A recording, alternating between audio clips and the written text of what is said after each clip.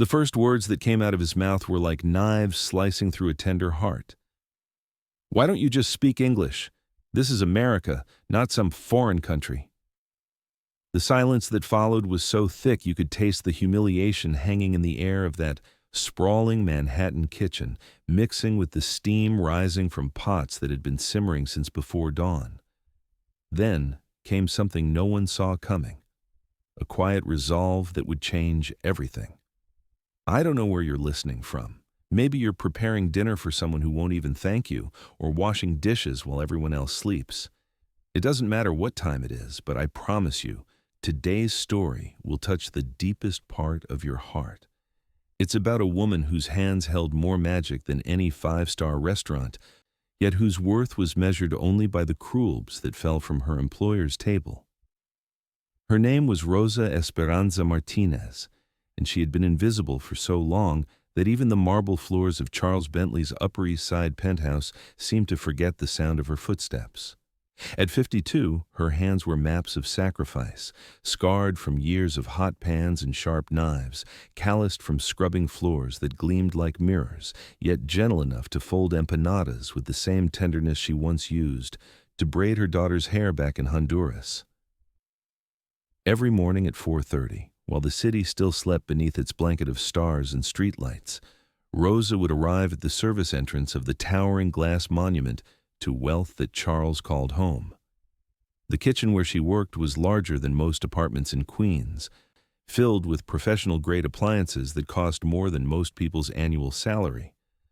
Copper pots hung like silent witnesses from custom-made racks, their surfaces so polished they reflected the loneliness that seemed to seep from every corner of the house. The sub-zero refrigerators hummed with the efficiency of machines that never knew hunger, never understood the desperation of stretching a dollar until it screamed. Yet for all its technological perfection, the kitchen felt cold, sterile as an operating room, devoid of the warmth that transforms a house into a home. Charles Bentley III was the kind of man whose net worth appeared in Forbes magazine, whose investment portfolio included everything from Manhattan real estate to Bitcoin ventures that most people couldn't even pronounce. His fortune, built on pharmaceutical patents and strategic stock market moves, had grown to 9 figures through careful calculation and ruthless ambition.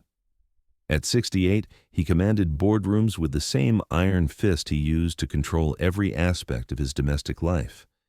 His second wife, Sybil, was 20 years younger and twice as cold, a former model whose beauty had been preserved through procedures that cost more than Rosa's annual salary.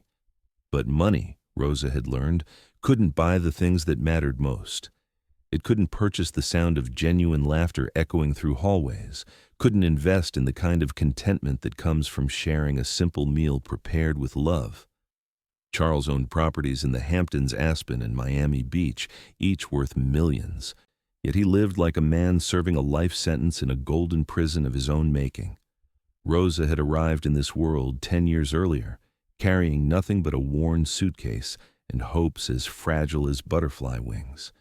She had left behind everything she knew: the mountain village where she was born, the small restaurant where she learned to cook at her grandmother's side, the daughter she was trying to bring to America through proper legal channels. Her English was broken, her papers barely valid, but her hands spoke a universal language that needed no translation. In Honduras, she had been known for miles around for her cooking, her little commodores filled with laughter and the kind of food that made grown men weep with nostalgia. The employment agency had presented her as though she were livestock at auction. Strong worker, good with children, cooks traditional food. Charles had barely looked up from his Financial Times when the agency representative rattled off her qualifications. "Fine," he had said, signing the employment contract without even asking her name. "Tell her the kitchen is her responsibility. I expect meals at 7, 1, and 7. Nothing fancy, nothing that requires explanation." From that first day, Rosa poured her heart into every dish she prepared, hoping that somehow her food could bridge the gap between her world and theirs. She woke before sunrise to prepare fresh tortillas, grinding the masa by hand because she knew the difference in taste. She made soups that simmered for hours, their aromas carrying stories of generations of women who had stirred similar pots with wooden spoons worn smooth by countless meals. Her salsas could make you cry, not from heat, but from the way they reminded you of home, even if you had never been to the places she dreamed of in her sleep. Yet in this house of mirrors and marble, her artistry went unrecognized. Charles wolfed down her perfectly seasoned scrambled eggs while barking orders into his phone about pharmaceutical stock prices and merger opportunities. Sybil picked at Rosa's carefully prepared lunches, commenting that the portions were too ethnic or that she preferred simpler, cleaner flavors, code words that made Rosa's heart ache with familiar pain. The businessman's adult children from his first marriage visited occasionally, treating Rosa like a piece of furniture that happened to produce food when needed. Day after day, Rosa absorbed their casual cruelty like a sponge soaks up spilled milk. When she asked in halting English about time off to attend English classes, Charles had looked at her as though she had requested to redecorate his office. "Your English is fine for what you need to do," he had said, returning to his laptop where cryptocurrency prices flickered like a digital heartbeat. When she mentioned that her daughter in Honduras had been accepted to nursing school, Sybil had laughed, a sound like glass breaking. "How ambitious," she had said, the word dripping with condescension. But Rosa endured, because endurance had been carved into her DNA by generations of women who knew that survival required swallowing pride like bitter medicine. She sent most of her paycheck home, living on the leftovers of her own cooking, and the thin hope that someday, somehow, her sacrifice would mean something. In the basement room where she slept, Rosa kept a small altar with pictures of her daughter, her deceased mother, and the Virgin of Guadalupe, praying each night for strength to face another day of being invisible. The transformation in Rosa's world began with Jamie, Charles's 10-year-old son from his first marriage. Every other weekend, the boy would arrive like a small storm, his energy and curiosity a stark contrast to the mausoleum-like atmosphere his father preferred. Unlike the adults in his family, Jamie noticed things, the way Rosa hummed while she cooked, the tears she quickly wiped away when she thought no one was looking, the magic that happened when she transformed simple ingredients into something extraordinary. It was a rainy Saturday afternoon in October when Jamie first ventured into Rosa's domain. The kitchen smelled like heaven, cinnamon and cumin dancing with the aroma of caramelized onions and fresh herbs. Rosa was making her grandmother's recipe for beef stew, the kind that required patience and love in equal measure. Jamie appeared in the doorway like a curious cat, drawn by scents that spoke to something primal in his young soul. "What are you making?" he asked, his voice small but genuinely interested. Rosa looked up from her cutting board where she was dicing tomatoes with the precision of a surgeon. For a moment she hesitated, remembering Charles's strict instructions about not bothering the boy with conversation. But Jamie's eyes held none of his father's coldness, none of his stepmother's disdain. They were bright with the kind of curiosity that couldn't be contained. "Guiso," she said softly, then translated, "stew. Is for dinner." "Can I watch?" Jamie asked, climbing onto a stool beside the massive kitchen island. "My dad doesn't let me in the kitchen at his office, says it's too dangerous." Rosa's heart clenched at the loneliness in his voice. She recognized it because it mirrored her own. "Is okay," she whispered, glancing toward the doorway. "But quiet, see?" What followed was a revelation for both of them. Rosa showed Jamie how to test the tenderness of meat with a fork, how to layer flavors like building blocks of taste. She taught him that cooking wasn't about following recipes. It was about listening to the food, understanding what each ingredient needed to reach its full potential. Jamie absorbed every word, every gesture, as though Rosa were sharing state secrets instead of kitchen wisdom. "My mom used to cook," Jamie said quietly, stirring a pot of rice under Rosa's careful supervision. "Before she got sick. Dad doesn't talk about her much anymore." Rosa's hand covered his smaller one on the wooden spoon, and for a moment, neither of them spoke. In that silence, something beautiful was born, a connection that transcended language, culture, and the vast gulf between their worlds. When Charles's first wife had died of cancer 3 years earlier, the house had lost more than a person. It had lost its heart. Rosa recognized that loss because she carried a similar ache for the home she had left behind.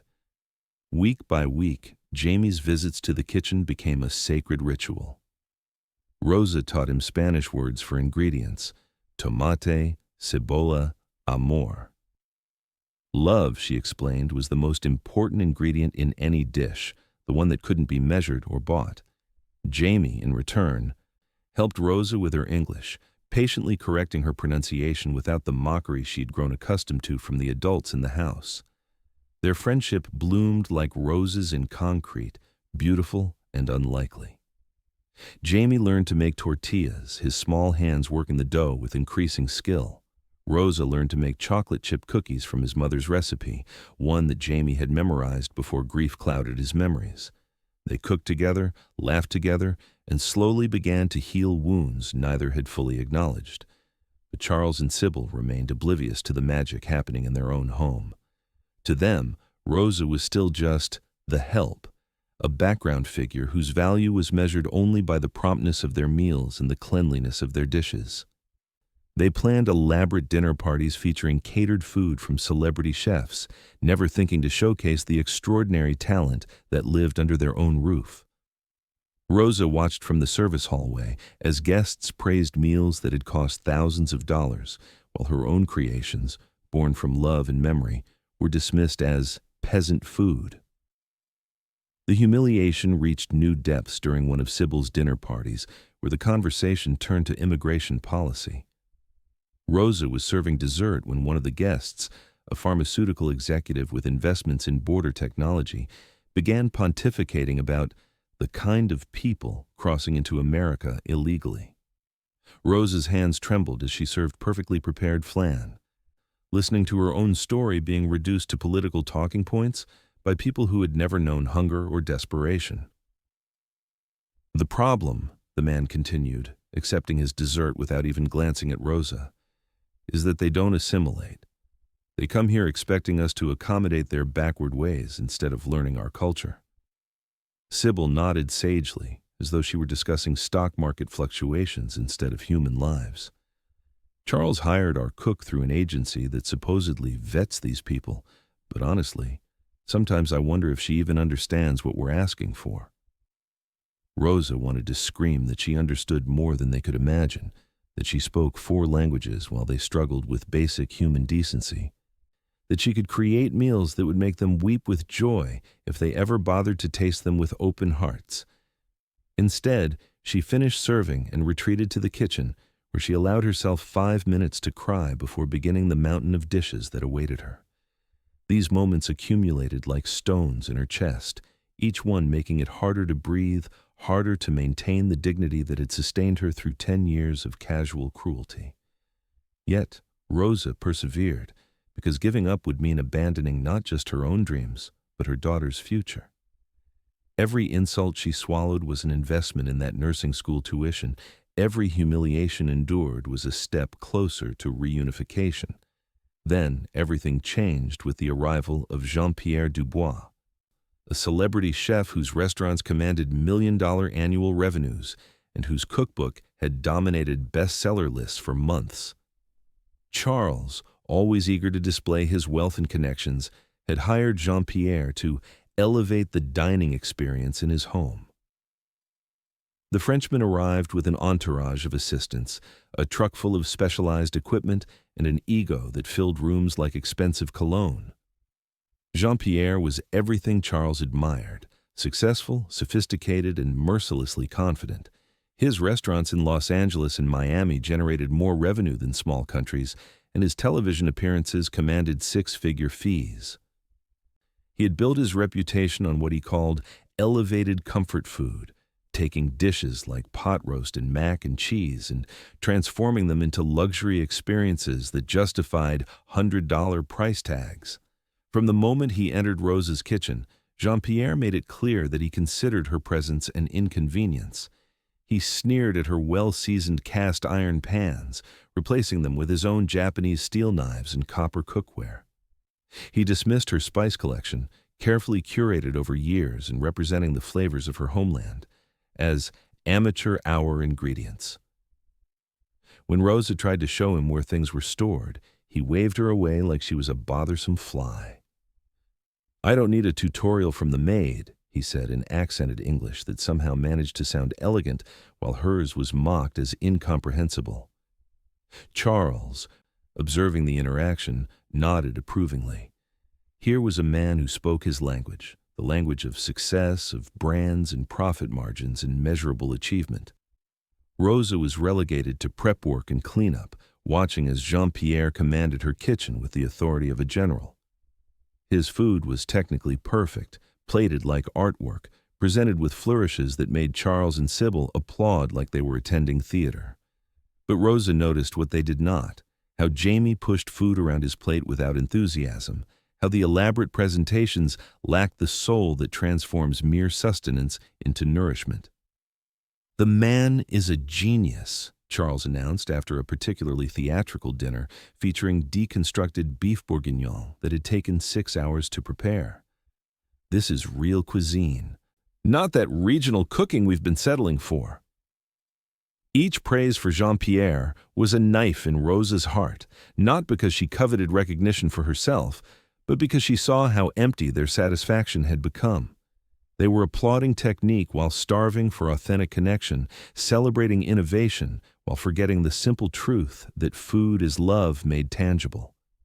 But Rosa said nothing, because speaking up would mean losing everything she had worked for. She absorbed the insults, accepted her diminished role, and continued to pray that somehow justice would find its way to her corner of the world.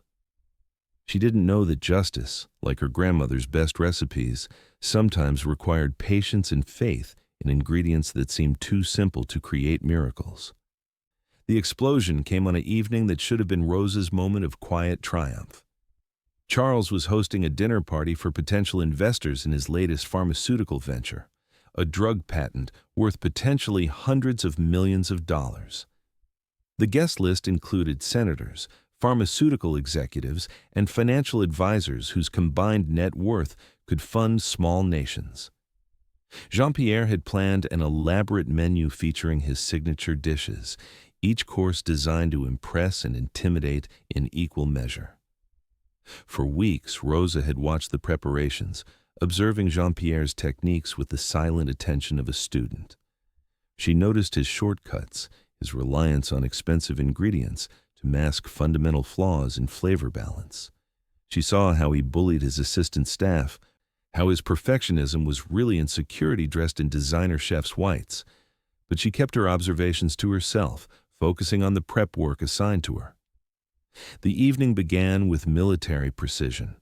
Jean-Pierre commanded the kitchen like a conductor, his assistants moving in choreographed patterns around the massive space. Rosa worked quietly in her designated corner, preparing vegetables and cleaning dishes with the efficiency born of decades in kitchen service. She had been explicitly told to stay out of sight once the guests arrived, to remain invisible while Jean-Pierre took center stage. But disasters, like miracles, rarely announce themselves. The first course went out perfectly, oysters topped with caviar and gold flakes that cost more than Rosa's monthly salary. The second course followed smoothly, Wagyu beef carpaccio that melted like butter and impressed the investors with its extravagance. Rosa watched from the shadows, noting how the guests praised the presentation while barely tasting the actual food. It was during the preparation of the main course that everything went wrong. Jean-Pierre's signature dish was something he called deconstructed coq au vin, a pretentious interpretation of the classic French recipe that involved serving each component separately on custom-designed plates. The sauce, which required hours of careful reduction, was meant to be the crown jewel of the presentation. Rosa smelled the problem before anyone else, the subtle but unmistakable scent of burning wine and scorched cream. She looked up from her vegetable prep to see smoke beginning to rise from Jean-Pierre's saucepan, But the celebrity chef was occupied with plating appetizers, barking orders at his assistants who were too intimidated to interrupt his concentration. For a moment, Rosa faced a choice that would define the rest of her life. She could speak up, potentially saving the dinner, but also risking Jean-Pierre's wrath and Charles's displeasure at her interference. Or she could remain silent, letting the disaster unfold while protecting herself from blame. Her grandmother's voice whispered in her memory, "Mija, food is sacred. When you let food suffer, you let love die." Rosa moved quietly to the stove and lifted the pan from the heat, hoping to save what could be salvaged. The sauce was badly scorched, but not beyond repair. She knew techniques passed down through generations for rescuing burned sauces, kitchen wisdom that no culinary school taught. She began working quickly, straining out the burned bits, adjusting the seasoning, adding cream and wine to restore the proper consistency. She was so focused on the repair work that she didn't notice Jean-Pierre approaching until his hand slammed down on the counter beside her. "What the hell are you doing?" he screamed, his face purple with rage. "How dare you touch my sauce?" The kitchen fell silent, except for the sound of boiling water and Rosa's hammering heartbeat. Jean-Pierre grabbed the pan from her hands, staring at the sauce she had rescued. For a moment she thought he might thank her. The sauce was perfect now, rich and complex and ready to serve. Instead, his expression twisted with something uglier than anger. "You sabotaged it," he hissed, his voice carrying to every corner of the kitchen. "You burned my sauce and then tried to fix it to make yourself look like a hero." Rosa's English failed her in that moment of shock and betrayal. She stammered in Spanish, trying to explain what had really happened, but her words only seemed to fuel Jean-Pierre's performance. Because that's what it was. A performance designed to deflect blame and preserve his reputation at her expense. "I can't work in a kitchen with saboteurs," Jean-Pierre announced loudly enough for the dining room guests to hear. "This woman deliberately ruined my sauce out of jealousy, then tried to fix it to cover her tracks." Charles appeared in the kitchen doorway, his face dark with embarrassment and fury. Behind him, Rosa could see the curious faces of his wealthy guests, their evening's entertainment suddenly transformed from cuisine to scandal. "Is this true?" Charles demanded, his voice carrying the authority of a man accustomed to immediate answers. Rosa tried to explain, her words tumbling out in a mixture of English and Spanish that only made her sound more guilty to ears already predisposed to believe the worst about her. She gestured toward the pan, toward the stove, trying to demonstrate what had really happened, but her explanation was drowned out by Jean-Pierre's theatrical protestations of innocence and wounded professional pride. "I trusted this woman in my kitchen," Jean-Pierre declared, playing to his audience like an actor on stage. "This is what happens when you mix charity with business. Some people can't be trusted with responsibility." The words hit Rosa like physical blows. She had given 10 years of her life to this family, had poured her heart into every meal she had prepared. She had cared for Jamie when he was sick, had worked through holidays and birthdays without complaint, had made their house a home even when they refused to see her as human. And now she was being accused of the kind of petty sabotage that went against everything she believed about the sacred nature of food preparation. Charles's decision was swift and merciless. "You're fired," he said, his voice cold as winter rain. "I want you out of this house tonight. No references, no severance. You're lucky I'm not calling the police." The dining room erupted in murmurs of approval and shock.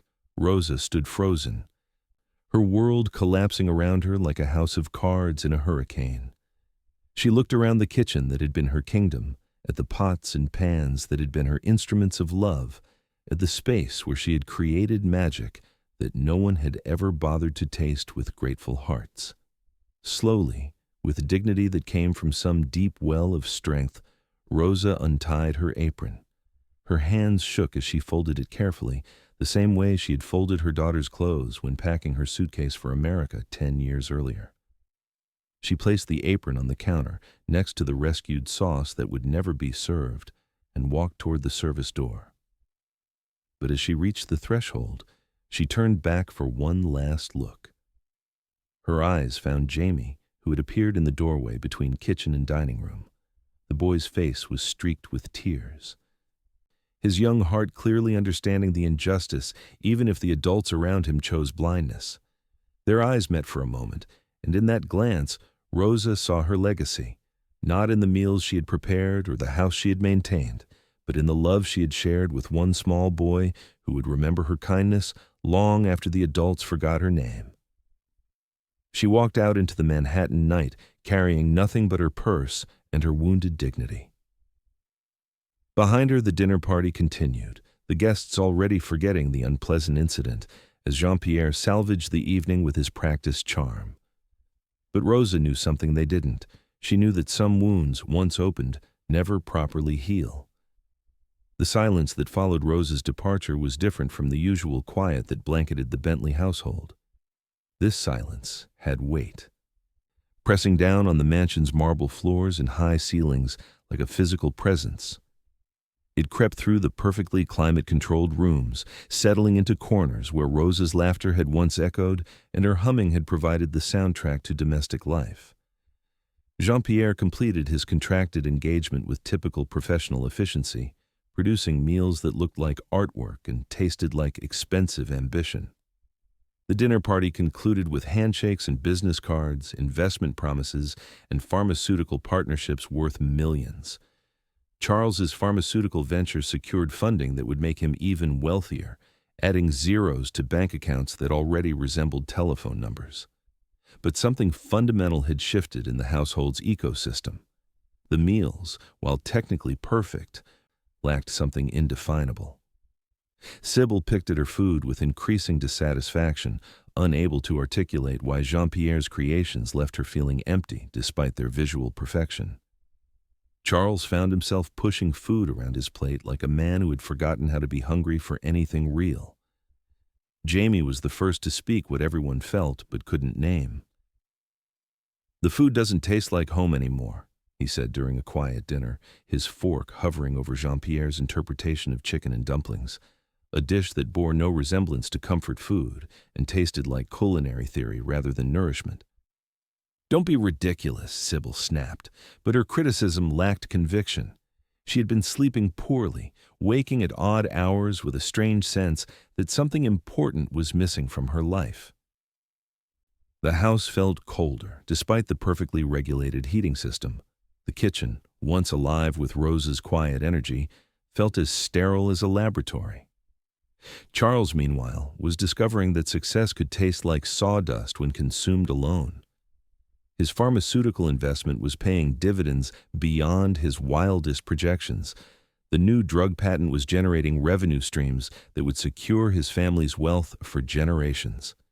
His portfolio had expanded to include emerging markets and cryptocurrency ventures that appreciated faster than art. Yet he found himself staring at his meals with the same enthusiasm he might show for tax documents. The business magazines continued to feature his success stories, lauding his investment acumen and strategic vision. Forbes updated his net worth quarterly, each increase a testament to his financial genius. But late at night, alone in his home office surrounded by awards and certificates of achievement, Charles caught himself remembering the aroma of Rosa's morning coffee, simple, perfect, and somehow more satisfying than any of Jean-Pierre's elaborate presentations.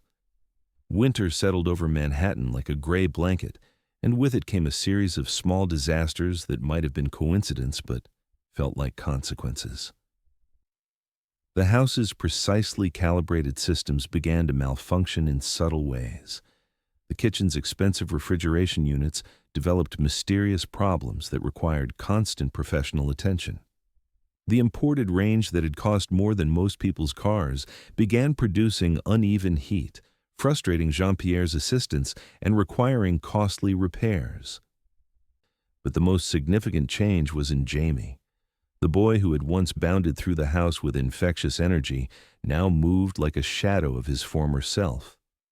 His grades at school began to slip, not dramatically, but enough to warrant concerned calls from teachers. He stopped asking about cooking, stopped showing curiosity about food, or much of anything else. At night, Sybil would find him staring out his bedroom window toward the service entrance where Rosa used to arrive each morning before dawn. "I miss her," Jamie finally admitted to his father during one of their awkward weekend conversations. "Rosa made everything better. She made the house feel like home." Charles, uncomfortable with emotional discussions, dismissed his son's feelings with the same efficiency he used to handle business problems. "You'll adjust," he said, not looking up from his laptop where cryptocurrency prices flickered like digital heartbeats. "Change is part of life. The sooner you learn that, the better off you'll be." But adjustment proved elusive for everyone in the household. Jean-Pierre, despite his professional credentials and celebrity status, couldn't replicate the intangible warmth that Rosa had brought to their daily meals. His food was Instagram perfect but soul empty, technically brilliant but emotionally vacant. He cooked with precision and ego, but never with love. The dinner parties that Charles and Sybil hosted became increasingly hollow affairs.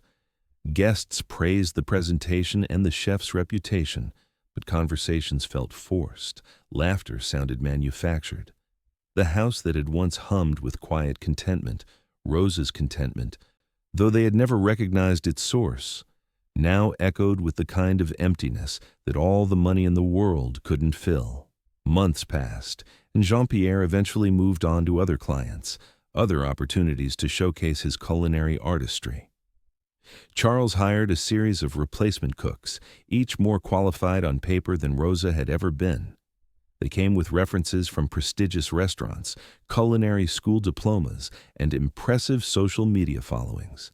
Yet none could recreate the alchemy that had made their house feel like home. The parade of professional cooks brought their own techniques and specialties. There was Marcus, who specialized in molecular gastronomy and turned every meal into a chemistry experiment. There was Linda, whose farm-to-table philosophy required ingredients so expensive and exotic that each meal cost more than most families spent on food in a month.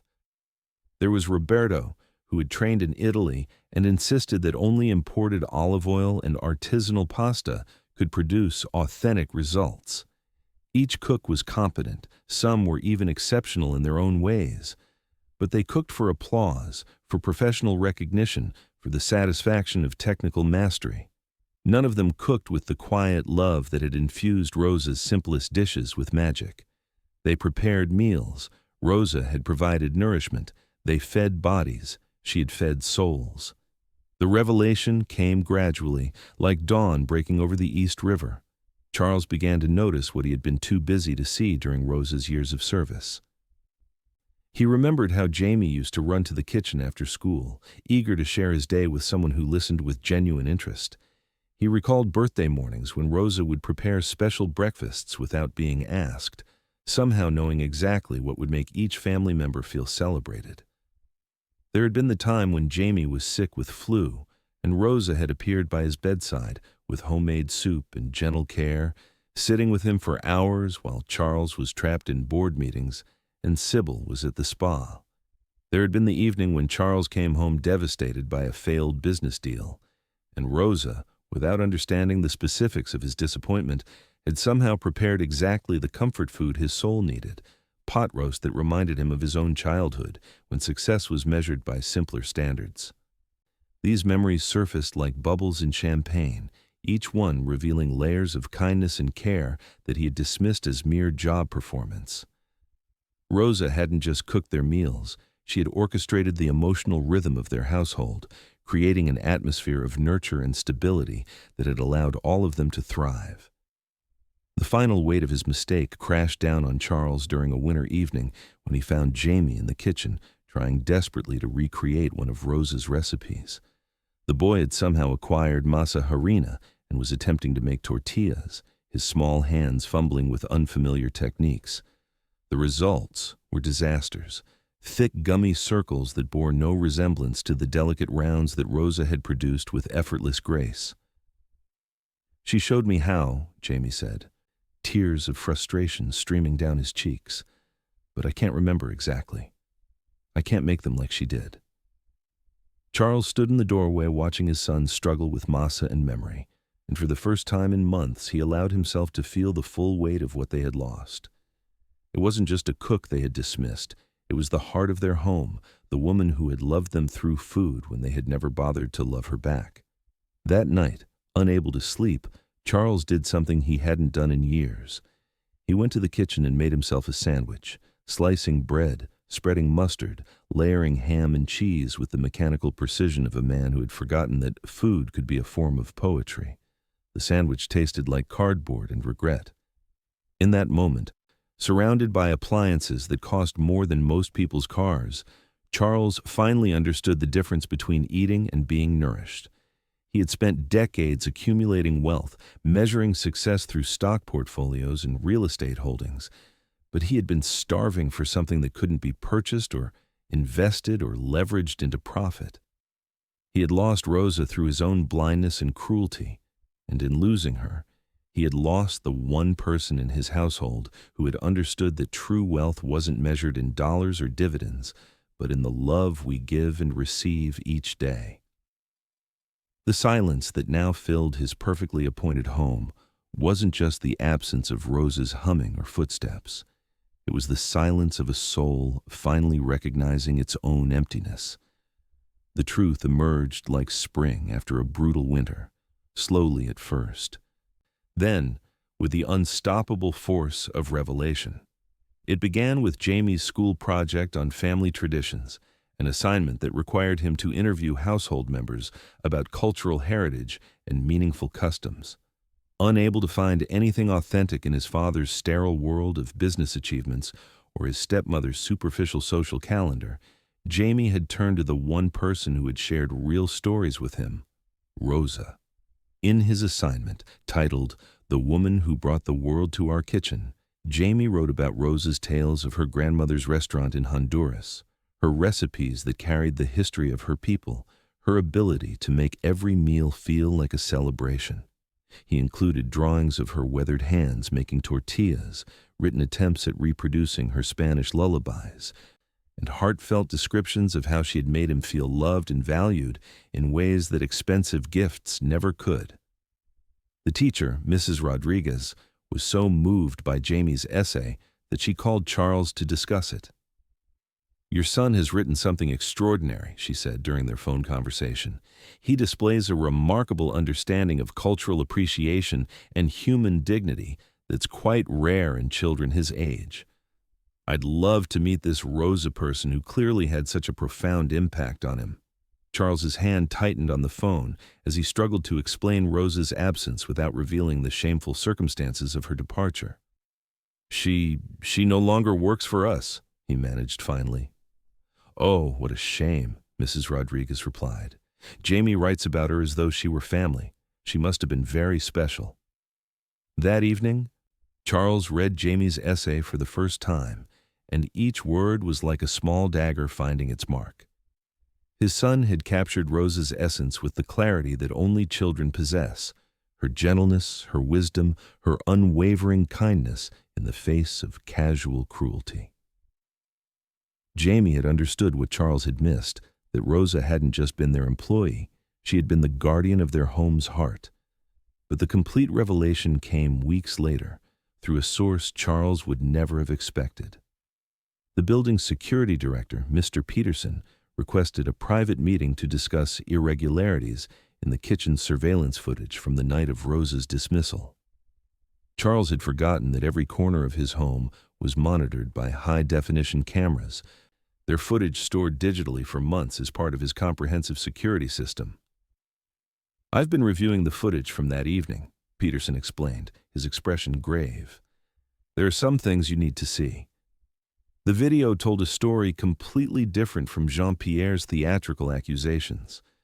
Charles watched in growing horror as the footage revealed Rosa working quietly at her station, noticed the first wisps of smoke rising from Jean-Pierre's neglected pan, saw her quick decision to rescue the burning sauce. The cameras captured her efficient repair work, her careful attention to salvaging what could be saved, her complete focus on preserving the dinner service that Jean-Pierre's carelessness had nearly destroyed.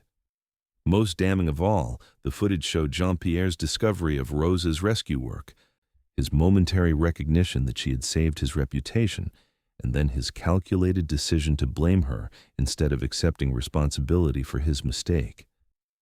The cameras caught his facial expressions as he concocted his story, his practiced performance as he transformed from grateful to accusatory in the span of seconds. The timestamp shows everything, Peterson continued, fast-forwarding through crucial moments.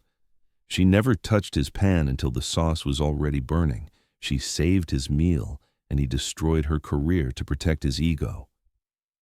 Charles felt physically sick as he watched Rosa's confused attempts to defend herself, her limited English failing her in the moment when she needed it most.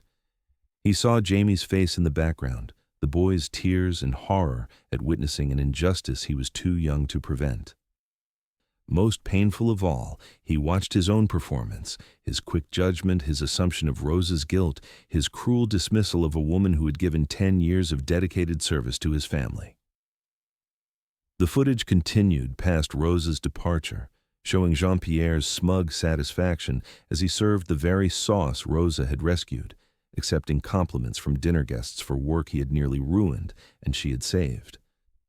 Charles watched himself shake Jean-Pierre's hand, congratulate him on his recovery from the sabotage, and promise positive reviews to restaurant industry publications.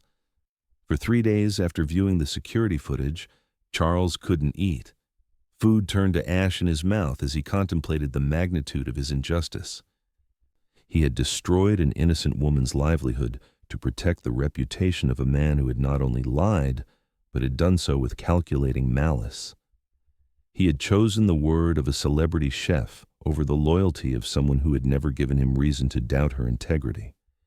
The guilt consumed him like acid, eating away at his ability to focus on business, to maintain conversation, to find any pleasure in the successes that had once defined his identity. His pharmaceutical investments were performing beyond all projections. His cryptocurrency holdings had doubled in value, and his real estate portfolio had appreciated by millions. Yet, he felt like the poorest man in Manhattan, bankrupted by his own cruelty and blindness. Sybil, noticing her husband's changed demeanor, initially attributed it to business stress or health concerns. But as Charles's withdrawal from social activities extended, she began to piece together the connection between his mood and their ongoing household difficulties. "You're obsessing about that cook," she said one evening, her tone accusatory. "She was just an employee, Charles. You made a business decision." But Charles was beyond such rationalizations. He had seen the footage, had witnessed the truth that his prejudices and assumptions had hidden from him. Rosa hadn't just been an employee. She had been a woman of dignity and skill who had loved his family through food, who had made their house into a home, who had deserved respect and received only dismissal. The weight of his mistake was compounded by the realization of what they had lost, not just a cook, but a guardian of their domestic peace, not just a service provider, but someone who had understood that nourishment goes far beyond nutrition, that a home is built not from marble and steel, but from the daily acts of care that transform spaces into sanctuaries. He began to research Rosa's current situation, hiring a private investigator to locate her without revealing his identity or intentions. What he learned broke his heart further. Rosa was struggling to find steady employment, her dismissal from his household having damaged her reputation in the domestic service community. The lack of references from such a prominent family had marked her as unreliable, making it nearly impossible for her to secure positions that matched her skills and experience. The investigator reported that Rosa was working multiple part-time jobs, cleaning offices at night, preparing food for a small catering company, caring for elderly clients who needed meal preparation. She was living in a tiny studio apartment in Queens, sending most of her earnings to Honduras to support her daughter's nursing education. Despite her reduced circumstances, neighbors described her as cheerful and generous, someone who never complained about her hardships and always offered help to others in need. Charles realized that while he had been obsessing about stock prices and pharmaceutical patents, Rosa had been rebuilding her life with the same quiet dignity she had maintained during years of serving his family. She hadn't sought revenge or public vindication. She had simply continued doing what she had always done, taking care of others, finding ways to express love through food, maintaining hope in the face of disappointment. The discovery that shame could be heavier than gold or more crushing than bankruptcy was Charles's final education in the difference between having wealth and being rich. He possessed everything money could buy, yet he felt like a man who had traded his soul for profit margins and lost the only currency that truly mattered, the respect and love of those who had blessed his life with genuine care. Now he faced the most important business decision of his life: how to repair damage that couldn't be fixed through financial transactions, how to restore value that couldn't be measured in dollars, how to invest in a future that might include the possibility of forgiveness from a woman who had every right to consider him irredeemable. The reunion began not with grand gestures or elaborate apologies, but with a 10-year-old boy's determination to right a wrong that had broken his young heart. Jamie had been carrying Rosa's address for weeks, information gathered through careful eavesdropping on his father's conversations with the private investigator. The boy's plan was simple and heartbreaking. He wanted to return something that belonged to Rosa, something precious that she had left behind in her hurried departure. It was Rosa's recipe notebook, a water-stained composition book with a faded cover that held decades of culinary wisdom. Jamie had discovered it wedged behind the kitchen's spice rack, apparently knocked there during the chaos of that terrible evening. The notebook was Rosa's treasure chest, filled with handwritten recipes in Spanish, English, and sometimes both languages, with little notes about family memories and cooking tips passed down through generations. On a gray Saturday morning in early spring, Jamie convinced his father to drive him to Queens under the pretense of visiting a classmate. Charles, still consumed by guilt and uncertainty about how to approach Rosa, agreed to the trip without understanding his son's true purpose. They drove through neighborhoods that Charles rarely visited, past small restaurants and grocery stores that catered to immigrant communities, through streets where the American dream was still measured in small victories and steady work. Rosa's building was modest but well-maintained, a pre-war structure with fire escapes zigzagging down its brick facade. Jamie clutched the recipe notebook as they climbed 3 flights of stairs, his father trailing behind with growing apprehension. The hallway smelled like cooking, garlic and cumin and other spices that made the air itself feel welcoming. When Rosa opened her apartment door, she froze like a deer caught in headlights. She was wearing the same type of simple dress she had worn during her years of service, her hair pulled back in a practical ponytail, her hands showing the permanent stains that mark career cooks. For a moment, none of them spoke, the weight of memory and regret filling the narrow hallway. "Miss Rosa," Jamie said finally, his voice small but determined, "you forgot this." He held out the recipe notebook, and Rosa's eyes filled with tears as she recognized her treasure. She had thought it was lost forever, another casualty of her abrupt departure. The notebook represented her grandmother's wisdom, her mother's love, her own journey from a small mountain village to the kitchens of Manhattan. It was irreplaceable in ways that Charles's expensive cookware could never be. "Jamie," she whispered, accepting the notebook with trembling hands. "Cómo estás, mijo?" "How are you, my son?" The boy burst into tears then, all his carefully maintained composure crumbling as he threw his arms around Rosa's waist. "I'm sorry," he sobbed. "I'm sorry they were mean to you. I'm sorry they didn't believe you. I missed you every single day." Rosa stroked his hair with the same gentle tenderness she had shown during their cooking lessons, murmuring comfort in Spanish and English, while her own tears fell freely. Over Jamie's head, her eyes met Charles's, and in that glance was a conversation more complex than any business negotiation he had ever conducted. "Mr. Bentley," she said quietly, her English more precise than he remembered, "please, come in." Her studio apartment was tiny but immaculate, filled with the same warmth that had once made their kitchen feel like home. There were pictures of her daughter graduating from nursing school. She had achieved her dream despite the setback Rosa's dismissal had caused. There were prayer candles and fresh flowers, a small altar with the Virgin of Guadalupe watching over her humble domain. On the tiny stove, something delicious was simmering. Sunday dinner for one, prepared with the same care she had once lavished on feasts for 12. Charles sat awkwardly on Rosa's small sofa while she prepared coffee with movements that spoke of decades of hospitality.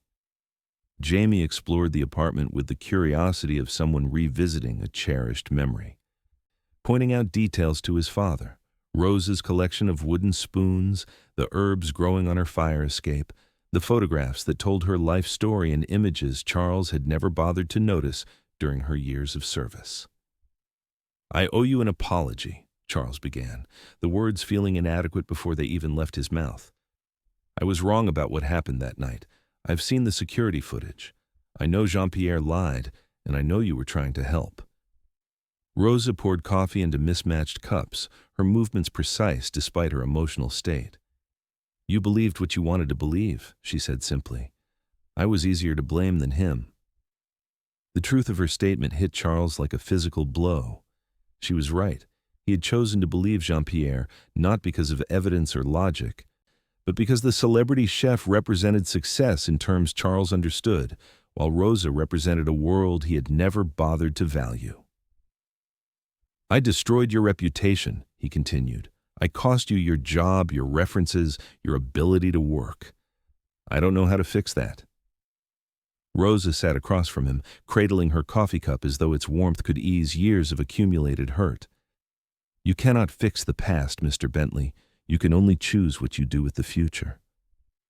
They sat in silence for a moment, the weight of her forgiveness almost harder to bear than her anger would have been. Jamie had curled up beside Rosa on the small couch, his head against her shoulder as though he had never doubted she would welcome him back. The scene was a study in contrasts, the millionaire who owned multiple homes sitting in a studio apartment that contained more genuine warmth than his mansion had ever held. "I want to offer you your job back," Charles said finally. "Full salary, benefits, whatever you need. I want to make this right." Rosa smiled sadly, shaking her head. "That life is finished, Mr. Bentley. I cannot go backward." "Then let me help you move forward," he insisted. "I can provide references, recommendations. I can call restaurant owners, catering companies. I can make sure everyone knows what really happened." "And what did really happen?" Rosa asked, her dark eyes holding his gaze steadily. "A rich man fired a poor woman because it was easier than admitting he made a mistake. That happens every day in this city." Her words weren't spoken with bitterness, but with the matter-of-fact acceptance of someone who had learned to navigate a world where justice was often a luxury only the wealthy could afford. Charles realized that his money, for all its power to open doors and solve problems, couldn't purchase the one thing he needed most: a chance to undo the cruelty he had inflicted on someone who had deserved only kindness. But Rosa wasn't finished. "However," she continued, "there is something you can do." She told him about her small catering business, how she had been slowly building a client base despite the challenges of her damaged reputation. She cooked for baby showers and birthday parties, small gatherings where her food brought families together around tables rich with laughter and love. It paid the bills and allowed her to express her creativity, but it was limited by her lack of commercial kitchen space and proper equipment. "I dream of a small restaurant," she said, her voice soft but determined. "Nothing fancy. Just a place where people can come for real food, food that fills the heart as well as the stomach. But that requires money I don't have, credit I cannot get." Charles saw the future unfolding like a business plan written in hope and determination. Rosa didn't want charity or pity. She wanted opportunity. She didn't need him to fix her past. She needed him to invest in her future. "How much?" he asked, and for the first time in months Rosa smiled, really smiled, like sunrise breaking through storm clouds. The negotiation that followed was unlike any Charles had ever conducted. There were no lawyers or contracts, no due diligence reports or profit projections. There was only a handshake between two people who had learned the difference between being served and being valued, between hiring help and recognizing humanity. Within 6 months, Rosa's Cocina opened its doors in a small storefront in Jackson Heights, Queens. It seated only 30 people, but every meal was prepared with the love and intention that had once blessed the Bentley household. The walls were painted warm colors that reminded customers of home, regardless of where home might be. The menu featured dishes from Rosa's travels and memories: Honduran tamales, Italian pasta learned from neighbors, Jewish brisket perfected through years of observation, all united by her philosophy that food is love made tangible. Charles became a regular customer, not the owner or the patron, but simply another person who had discovered that the best meals are served with humility and gratitude. He would arrive with Jamie, and they would sit at corner table, father and son, learning to appreciate flavors that satisfied souls as well as appetites. The restaurant thrived not because of Charles's investment, but because of Rosa's gift for creating community through cuisine. Customers returned not for Instagram-worthy presentations, but for the feeling of being welcomed home. Rosa knew their names, remembered their preferences, and somehow always knew exactly what each person needed to feel nourished. And late in the evening, after the last customer had left and the kitchen was clean, Rosa would sometimes sit with Jamie and Charles, sharing simple meals and complex forgiveness. These moments were worth more than all the pharmaceutical patents and cryptocurrency investments in Charles's portfolio, more valuable than properties or stock options or any measure of wealth he had previously understood. He had learned the most important lesson of his privileged life: that true richness couldn't be deposited in banks or tracked through market fluctuations. It existed in the generosity of a woman who had every right to hate him, but chose grace instead, in the wisdom of a son who valued kindness over achievement, in the discovery that love, like Rosa's best recipes, required only the finest ingredients: respect, gratitude, and the willingness to admit when you've been wrong. The restaurant became Charles's true legacy, not because his money had made it possible, but because it represented everything his fortune had failed to purchase: community, dignity, and the understanding that the most important investments are made not in markets, but in the human heart. But the story of Rosa's redemption extended far beyond the walls of her small restaurant in Queens. Word of her exceptional cooking spread through the immigrant communities that Charles had never bothered to understand, carried by customers who recognized in her food the tastes of home they had carried across oceans and borders. Her Sunday dinners became legendary, elaborate feasts where solitary elderly neighbors found themselves surrounded by tables full of strangers who became family over shared plates of Rosa's arroz con pollo and fresh tortillas. Mrs. Chen, who ran the herbal medicine shop next door, began bringing her grandson after school to do homework at Rosa's counter while eating bowls of soup that somehow tasted like his grandmother's in Beijing, despite being made with Honduran recipes. The young construction workers from El Salvador would pool their money for Rosa's weekend tamales, their eyes closing in reverent appreciation at the first bite, transported momentarily from the harsh reality of 10-hour workdays to childhood kitchens where their mothers had sung while cooking. Jamie begged to spend weekends at the restaurant, and Rosa welcomed him like the grandson she had never expected to have. He learned to prep vegetables with knife techniques that would impress culinary school instructors, but more importantly, he learned that cooking was an act of service, a way of showing love that transcended language barriers and cultural differences. He practiced his Spanish with the customers, helped elderly patrons navigate the menu, and gradually became Rosa's unofficial translator and assistant. Charles watched these transformations with wonder and growing understanding. In his previous life of board meetings and profit margins, success had been measured in quarterly reports and stock valuations. But at Rosa's Cocina, Success was measured in the satisfied sighs of customers savoring their first bites, in the laughter of children who were allowed to be messy with their food, in the quiet tears of homesick immigrants who found comfort in flavors that reminded them of everything they had left behind. The restaurant's influence rippled outward like circles in a pond. Local food bloggers discovered Rosa's cooking and wrote reviews that focused not on Instagram aesthetics, but on emotional authenticity. The New York Times food critic arrived unannounced one evening and left with tears in his eyes after a meal of simple grilled fish with rice and beans that somehow contained more soul than any Michelin-starred presentation he had experienced in years. Rosa's success attracted attention from Food Network producers and cookbook publishers, offers that would have made her wealthy beyond her wildest dreams in Honduras.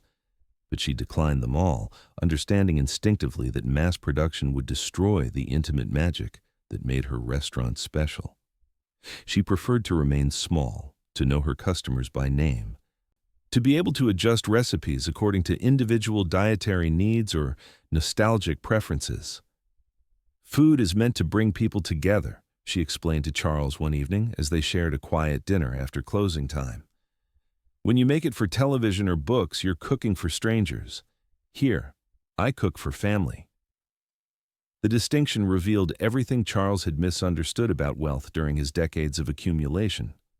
He had built an empire of financial instruments and property holdings that generated impressive numbers on paper, but created no meaningful connections between human beings. Rosa, with her 30-seat restaurant and handwritten menu, had created something infinitely more valuable, a space where community was nourished alongside hunger, where cultural traditions were preserved and shared, where the simple act of eating became a celebration of human dignity. The transformation in Charles himself was perhaps the most remarkable aspect of the entire story. The man who had once dismissed Rosa's questions about English classes was now taking Spanish lessons, struggling through conjugations with the same determination he had once applied to pharmaceutical patents. He learned to make coffee the way Rosa preferred it, with cardamom and cinnamon, and he discovered that the ritual of preparation was as important as the final result. His relationship with Jamie deepened in ways that board meetings and business trips had never allowed. Father and son would arrive at the restaurant early on Saturday mornings to help with prep work, Charles learning to dice onions without tears, while Jamie mastered the art of folding empanadas. These quiet hours in the kitchen became their most precious time together, conversations flowing naturally over shared tasks in ways that had never happened in the sterile environment of the Upper East Side penthouse. Even Sybil, initially resistant to her husband's growing obsession with that little ethnic restaurant, found herself drawn into Rosa's orbit. She discovered that Rosa's quiet wisdom extended beyond cooking to life philosophy, and she began seeking the older woman's advice on everything from marriage difficulties to career dissatisfaction. Rosa listened without judgment, offering comfort in the form of perfectly prepared meals and the kind of patient attention that Sybil had never received from her expensive therapists. The changes in the Bentley household were subtle but profound. Dinner conversations, once dominated by stock prices and social gossip, now included discussions of immigration policy, cultural appreciation, and the importance of treating service workers with dignity. Charles found himself canceling business dinners to eat at home, cooking simple meals with ingredients purchased from the same markets that supplied Rosa's restaurant. The expensive kitchen appliances that had once been showcased for their technological sophistication were gradually replaced with Rosa's recommendations: well-seasoned cast-iron pans, wooden spoons worn smooth by generations of use, a simple rice cooker that produced perfect results every time. The marble countertops still gleamed, but now they were frequently dusted with flour from Jamie's bread-making experiments or stained with the vibrant colors of fresh salsas made from recipes Rosa had shared. Jean-Pierre Dubois, meanwhile, had moved on to other clients and other opportunities to display his culinary artistry. Charles occasionally saw his name in restaurant reviews or food magazine articles, always accompanied by superlatives about his innovative techniques and artistic presentations. But these mentions no longer impressed him. Instead, they reminded him of everything he had initially valued and everything he had now learned to see as hollow performance without substance. The security footage that had revealed the truth about that terrible evening was carefully preserved in Charles's private files, not as evidence for any legal proceeding, but as a reminder of his own capacity for willful blindness. He reviewed it occasionally during quiet moments in his home office, using it as a form of penance that kept him humble and grateful for the second chance Rosa had given him. 2 years after Rosa's Cocina opened its doors, Charles received an unexpected visitor at his office. Jamie's teacher, Mrs. Rodriguez, had requested a meeting to discuss her student's remarkable transformation.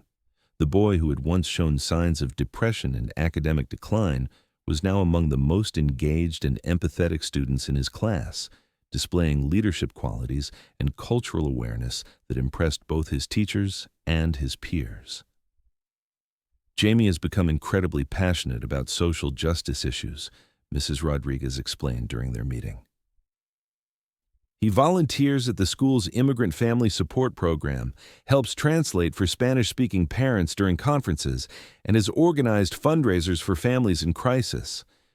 When I asked him what inspired this activism, he said he learned from watching how one person's kindness could completely change another person's life. Charles felt a familiar tightness in his chest as he recognized Rosa's influence in his son's development. The woman he had once dismissed as merely the help had become Jamie's moral compass, teaching him lessons about dignity and justice that no expensive private school could provide. She had shown him that true strength came not from power over others, but from the willingness to lift others up. That real wealth was measured not in possessions, but in the positive impact one could have on other people's lives. The story of Rosa's triumph spread beyond the borders of Queens, carried by customers who returned to their own communities with tales of the remarkable woman who had transformed a small restaurant into a beacon of hope and healing. Churches invited her to speak about maintaining faith during difficult times. Culinary schools requested her as a guest lecturer on the cultural significance of food. Immigrant rights organizations honored her as an example of resilience and success achieved through hard work and dignity rather than charity or pity. Rosa accepted some of these invitations but declined others, always maintaining her focus on the daily work of feeding her community. She understood that her real influence came not from speeches or awards, but from the consistent quality of her service, the way she treated every customer as though they were a beloved relative visiting her home for the first time. The restaurant became a gathering place for celebrations and commemorations that reflected the diverse community it served. Rosa hosted quinceañeras, where traditional Honduran dishes were served alongside foods from the birthday girl's adopted American culture, creating fusion menus that honored both heritage and new beginnings. She catered funeral receptions where comfort food from multiple traditions appeared on the same table, allowing mourners to grieve and remember through flavors that connected them to their deepest emotional memories. During the restaurant's second Christmas season, Rosa organized a special dinner for customers who had nowhere else to go during the holidays. Charles and Jamie volunteered to serve, working alongside other regular customers who had become extended family through shared meals and conversation. The evening was magical, not because of elaborate decorations or expensive ingredients, but because it represented everything Rosa had always understood about the power of food to create community where none had existed before. As Charles reflected on the transformations that had begun with his wrongful dismissal of Rosa, he realized that her gift to his family extended far beyond forgiveness or even friendship. She had given them the opportunity to discover their own capacity for growth, their ability to choose humility over pride, service over being served. The man who had once measured his worth through stock portfolios and pharmaceutical patents now found his greatest satisfaction in the simple act of helping Rosa prep vegetables for the evening rush, his expensive Harvard MBA put to use, calculating food costs and managing inventory for a 30-seat restaurant run by a woman with a sixth-grade education and wisdom deeper than any business school could teach. The story came full circle on an ordinary Thursday evening in spring, when Charles and Jamie arrived at the restaurant to find Rosa training a new assistant, a young woman from Guatemala who spoke limited English and watched Rosa's every movement with the desperate attention of someone who understood that this job represented more than employment. It was an opportunity for dignity and self-determination. Charles recognized something familiar in the young woman's eyes, the same combination of hope and fear that Rosa must have carried when she first arrived at his penthouse 10 years earlier. Rosa caught his glance and smiled, understanding his recognition without need for words. She was passing on more than cooking techniques to this new apprentice. She was sharing the philosophy that had sustained her through years of invisibility and cruelty, the belief that every act of service could be an expression of love if performed with the right spirit. "Maria," Rosa said to the young woman, "this is Mr. Charles and his son Jamie. They are family here." The word family hung in the air like incense, blessing a relationship that had evolved far beyond employer and employee, patron and proprietor, investor and business owner. They had become something more essential, people who had learned to see each other's humanity, who had discovered that the most valuable investments were made in understanding, forgiveness, and mutual respect. As they sat down to their usual table, Charles realized that Rosa's greatest victory wasn't the success of her restaurant or the recognition of her culinary talents. Her triumph was in the transformation she had worked in all of them, showing Jamie that strength comes from lifting others up, teaching Sybil that genuine fulfillment comes from authentic connections rather than social status, and proving to Charles that the wealth he had spent decades accumulating meant nothing compared to the riches available to those who learn to value each other's hearts above their own advancement. The lesson Rosa had taught them all was elegantly simple, that every person deserves to be seen, to be valued, to be treated with the dignity that should be every human being's birthright. She had shown them that love, like the best recipes, requires only the finest ingredients: respect, patience, and the willingness to give the best of yourself to nourish others. And you, have you ever served someone who forgot to see your worth? Have you ever poured love into meals that were consumed without gratitude? Have you ever been dismissed by people who couldn't survive without your hands, your heart, your unwavering care? Rosa's story reminds us that our value doesn't depend on others' recognition, and sometimes the greatest victories come not from demanding acknowledgement, but from the quiet dignity of continuing to love when love seems invisible. Every woman who has ever made a home through her cooking, who has ever fed others before feeding herself, who has ever been told her work doesn't matter, your hands carry magic that no amount of money can buy. Your heart holds wisdom that no education can teach.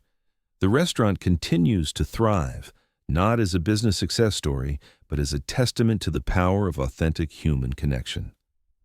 Rosa still arrives each morning before dawn, not because she has to, but because she wants to, because she understands that her work is more than cooking.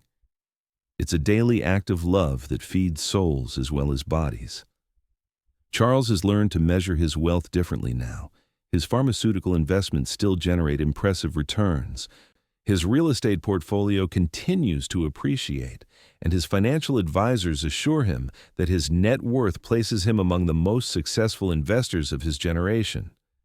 But he knows that his real fortune lies in the relationships he has built through humility and service, in the love he has learned to give without expecting recognition, in the understanding that the most important success is being able to look at yourself in the mirror and feel proud of how you treat the people who depend on you. Jamie, now in high school, volunteers at Rosa's restaurant throughout his summers and weekends, learning lessons about leadership that no expensive private school could provide. He understands that true authority comes not from commanding others, but from serving them, that real strength is shown through gentleness rather than force, that the most valuable education comes from listening to people whose experiences differ from your own. The recipe notebook that brought them back together sits now in a place of honor on Rose's kitchen shelf, its pages yellowed with age and splattered with the evidence of thousands of meals prepared with love. New recipes have been added, fusion dishes that represent the cultural exchange happening in her restaurant, traditions being born from the meeting place of different worlds and experiences. Rose's daughter, Isabella, graduated from nursing school and now works in a hospital in Miami, sending her mother pictures of herself in scrubs that represent everything Rose's sacrifice made possible. But more than professional success, Isabella has inherited her mother's understanding that the most important work involves caring for others, that true success is measured not in salary but in service, that the greatest legacy we can leave is the love we have given to those who needed it most. The story of Rose's journey from invisibility to recognition, from dismissal to triumph, serves as more than entertainment. It's a reminder that dignity cannot be taken from us unless we surrender it, that worth cannot be determined by others' opinions unless we accept their judgment, that sometimes the most profound victories are won not through fighting, but through the steady, patient work of proving our value one day at a time. If this story touched something deep inside you, please leave a like and share it with another woman who deserves to remember her worth. Subscribe so stories like Rose's can reach every cook who needs to know she's seen, she's valued, and she's never as invisible as the world wants her to believe. Click the podcast link for more stories that honor the hearts and hands that make houses into homes. Thank you for joining us on this journey of recognition and redemption.